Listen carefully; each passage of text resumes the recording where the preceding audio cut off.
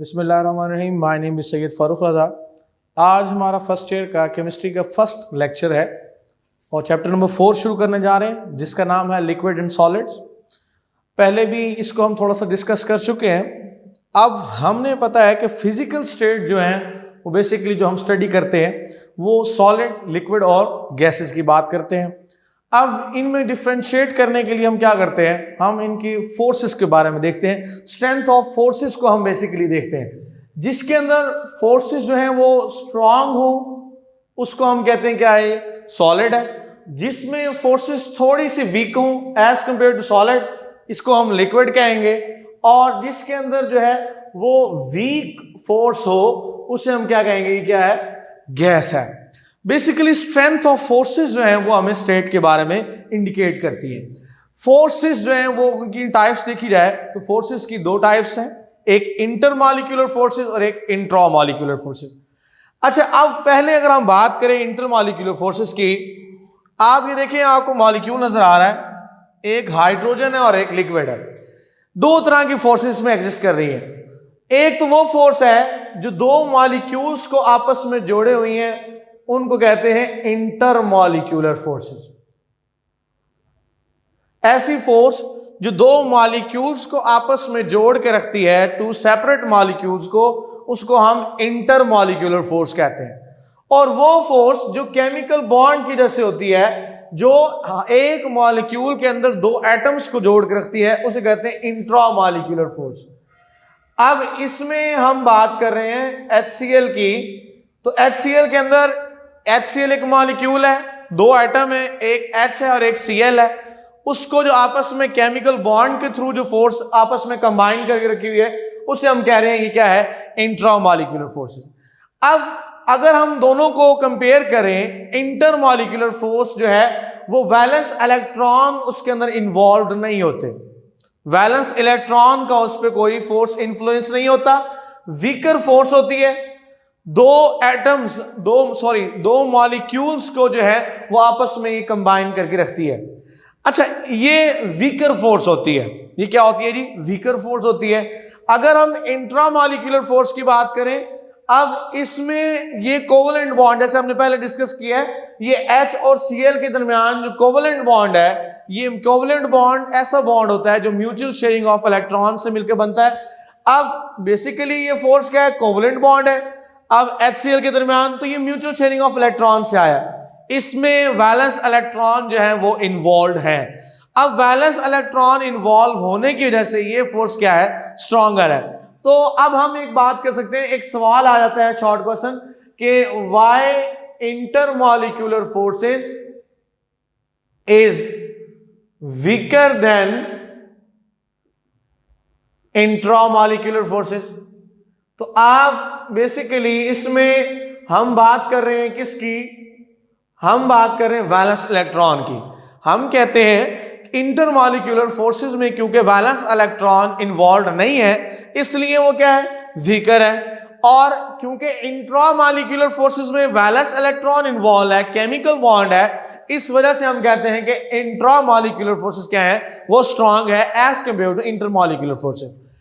अब अगर हम टाइप्स की बात करें इंटरमॉलिक्यूलर फोर्स की, तो बेसिकली चार टाइप्स हैं इंटरमॉलिक्यूलर फोर्सेस की।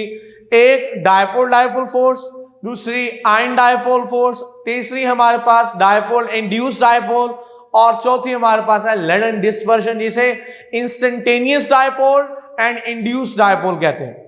तो फर्स्ट ऑफ ऑल अगर हम बात करें डायपोल डायपोल फोर्स की, तो इलेक्ट्रोस्टैटिक फोर्स है। अब इलेक्ट्रोस्टैटिक फोर्स कौन सी होती है, ऐसी फोर्स जो हमारे पास आयंस के दरमियान हो, पॉजिटिव और नेगेटिव के दरमियान, आयंस के दरमियान जो फोर्स ऑफ अट्रैक्शन होती है, उसे हम कहते हैं इलेक्ट्रोस्टैटिक फोर्स। अब हमारे पास ये इलेक्ट्रोस्टैटिक फोर्स किसके दरमियान है, पॉजिटिव और नेगेटिव। एक मॉलिक्यूल है, उस एक मॉलिक्यूल का पॉजिटिव एंड है, तो दूसरे मॉलिक्यूल का कौन सा एंड है, नेगेटिव एंड। इन दोनों के दरमियान जो फोर्स है उसे हम कह रहे हैं डायपोल डायपोल फोर्सेस। अच्छा, अब डाई से मुराद दो, एक मॉलिक्यूल, इस पे भी देखें दो पोल है, एक पॉजिटिव और एक नेगेटिव, इसलिए इसे डायपोल का क्या गया। आप दूसरा मॉलिक्यूल देखें, इसके पास भी दो पोल हैं, एक पॉजिटिव है और एक नेगेटिव, इसलिए इस फोर्स का नाम डायपोल फोर्स।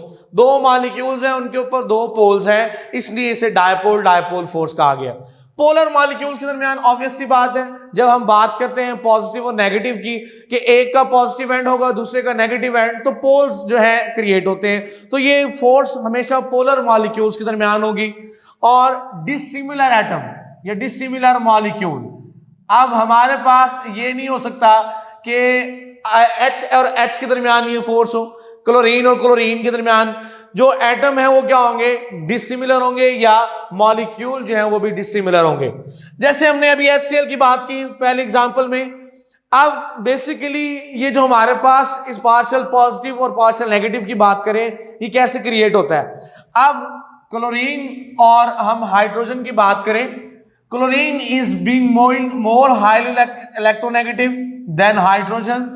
क्लोरीन की इलेक्ट्रोनेगेटिविटी क्या है, हाइड्रोजन से ज्यादा है। अब ये क्या करेगा कि इलेक्ट्रॉन्स को अपनी तरफ अट्रैक्ट करेगा। क्या करेगा, इलेक्ट्रॉन्स को, क्योंकि इलेक्ट्रोनेगेटिविटी की बात ही हम इसलिए करते हैं, the ability of an atom to attract shared pair of electron towards itself. तो हम बात जब इलेक्ट्रॉन्स की कर रहे हैं, क्लोरीन की इलेक्ट्रोनेगेटिविटी क्योंकि ज्यादा है हाइड्रोजन से, अब ये इलेक्ट्रॉन हाइड्रोजन के भी अपनी तरफ खींच लेगा। इसकी वजह से इसमें क्या आएगा, इलेक्ट्रॉन की एक्सेस की वजह से इलेक्ट्रॉन के इसके ऊपर ज्यादा क्योंकि आ गए हैं, तो अब ये क्या होगा, पार्शियल नेगेटिव। और इलेक्ट्रॉन क्योंकि इससे दूर चले गए हैं तो हाइड्रोजन पे क्या आएगा, पार्शियल पॉजिटिव। तो इस तरीके से हमारे पास ये पोल्स क्रिएट होते हैं।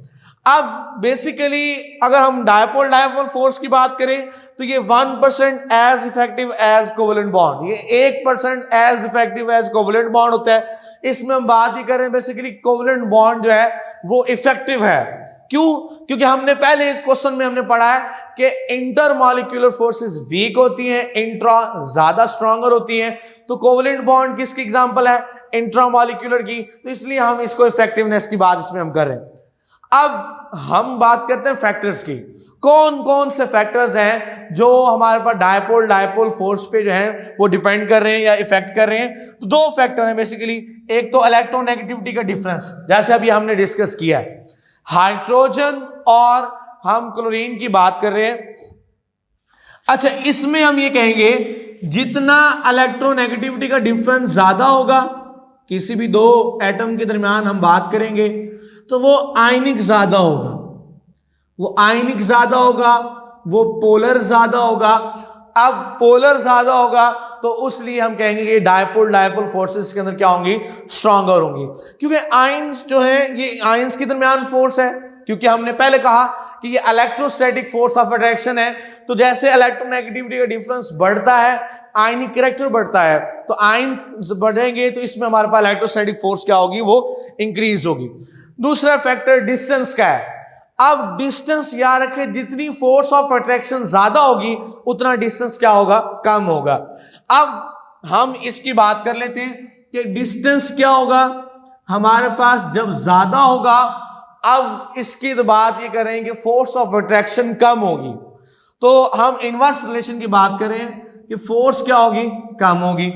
जितना डिस्टेंस कम होगा उतनी फोर्स ऑफ अट्रैक्शन ज्यादा। तो बेसिकली ये दो फैक्टर्स हैं जो इस पे क्या करते हैं, वो डिपेंड करते हैं। अच्छा, अब हम बात करें अगर डायपोल इंड्यूस डायपोल की। अब ये वो फोर्स है जिसमें एक पोलर और एक नॉन पोलर होगा। डायपोल में हमने बात कही थी कि दोनों पोलर होना जरूरी है। अब डायपोल इंड्यूस की बात करेंगे तो हमारे पास इसमें एक पोलर और दूसरा क्या होगा, नॉन पोलर होगा। अच्छा, अगर हम बात करें 9th-10th की, आप फिजिक्स में पढ़ते हैं ट्रांसफार्मर में हम कहते हैं कि एक प्राइमरी कॉइल होता है, एक सेकेंडरी कॉइल होता है। तो प्राइमरी कॉइल डायरेक्टली लिंक्ड होता है उसके, और सेकेंडरी कॉइल जो है वो लिंक्ड नहीं होता, उससे हमारे पास वोल्टेज या करंट इंड्यूस होता है सेकेंडरी कॉइल में। तो सेम यही प्रोसेस होगा इसमें। एक हमारे पास इसमें पोलर मॉलिक्यूल है, अब हम बात करें ये क्या है, पोलर है, और इसके साथ एक नॉन पोलर है। अब दोनों की बात करें अगर हम, पोलर का पॉजिटिव पार्ट ये नॉन पोलर के इलेक्ट्रॉन्स को अट्रैक्ट करेगा। पोलर का पॉजिटिव पार्ट अब नॉन पोलर के इलेक्ट्रॉन्स को अट्रैक्ट करेगा। अब जैसे ही इलेक्ट्रॉन्स को अट्रैक्ट करेगा तो इलेक्ट्रॉन इस साइड पे आएंगे और पॉजिटिव पार्ट इस साइड पे ले आएगा, तो ये कुछ यूं बन जाएगा।